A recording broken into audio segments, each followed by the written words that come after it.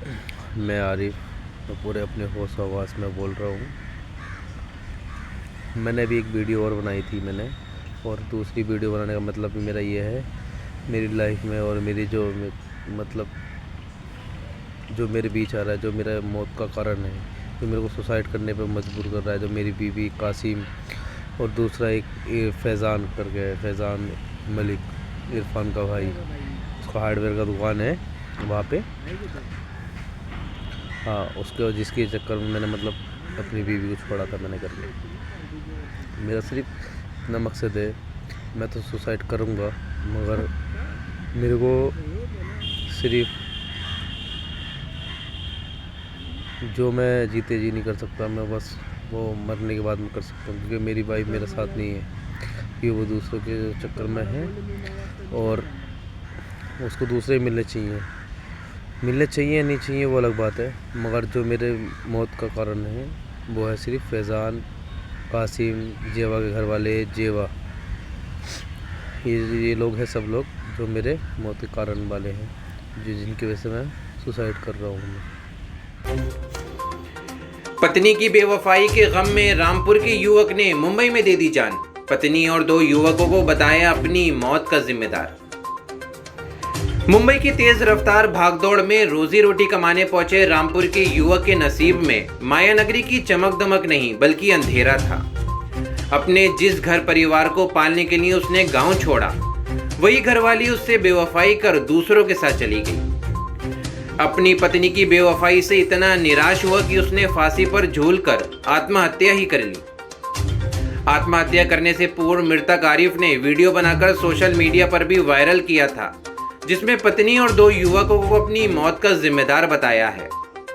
रामपुर की टांडा तहसील के गांव में रह रही उसकी बूढ़ी मां का अपने बेटे की मौत पर रो रोकर बुरा हाल है। रामपुर की टांडा तहसील के गांव दड़ियाल का रहने वाला आरिफ मुंबई के मलाड में फर्नीचर का काम करता था। वे शादी करके अपनी पत्नी को भी मुंबई ले गया और उसके साथ खुशी खुशी रहने लगा। लेकिन माया नगरी की चमक दमक ने उसकी जिंदगी में अंधेरा भर दिया, क्योंकि उसकी पत्नी उसे छोड़कर 2 युवकों के साथ चली गई। इतना ही नहीं, वह मृतक आरिफ को धमकाती थी और उससे पैसे की भी डिमांड करती थी। मंगलवार 15 अप्रैल को मुंबई के निकट महाराष्ट्र के एक सुनसान जगह पर युवक का शव पेड़ से लटका हुआ मिला। शिनाख्त होने पर परिजनों को सूचना दी गई। तब से ही परिवार में सभी लोगों का रो रो कर बुरा हाल है। क्या नाम भैया? अनस। अनस भाई, क्या हुआ है? आपके भाई ने मुंबई में सुसाइड किया है। हम दड़ियाल के रहने वाले हैं और हम बहुत गरीब परिवार से हैं। एक ही कमरा है हमारा। हमारे भाई 5 साल से वहाँ काम कर रहे थे। 1 साल में आ जाते थे ईद पे, और इस साल वो भी नहीं आए हैं। तो वहाँ पे उनकी बीवी 6 दिन से फरार थी। वो 6 दिन पर जिस दिन वो इंतकाल का उनका दिन था, मतलब ये करा था उन्होंने काम, उस दिन उनकी बीवी का गई थी उनके रूम पे। उन्हें धमकी दी लड़कों के साथ ले आके, बोले तू हमें पैसे दे। ये नहीं पता काय के पैसे मांग रहे थे। उन्होंने बोले काय के पैसे? बोले इस बच्चे का खर्चा कौन देगा? बोले वो बच्चा मुझे दे दो, तुम कहीं भी रहो। उनके माँ बापों को भी फोन करा था कि तुम्हारी लड़की मेरे पास नहीं है, इसे ले जाओ।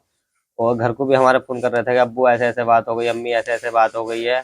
तो हमने भी ये कहा भाई तुम घर को आ जाओ। तो बोले मैं आता हूँ शाम को, मैं थोड़ा काम है वो करके आ रहा हूँ, शाम को मैं बैठ जाऊँगा। तो इसी वजह से वो धमकियाँ दे रहे थे। चौकी में भी गए थे वो, वहाँ की मलोनी 5 नंबर पे। वहाँ पे भी उनकी किसी ने नहीं सुनी, भजा दिया था उन्होंने। उन्होंने उनकी जानू खतरा था, वो बार बार फोन कर रहे थे कि मेरी जानू खतरा है, मुझे धमकियाँ दे रहे हैं। इसलिए वो उन्होंने ये कदम उठाया डिप्रेशन में। आपके भाई ने तो वीडियो भी वायरल किया। हाँ, भाई ने वीडियो वायरल करा था डिप्रेशन में आकर।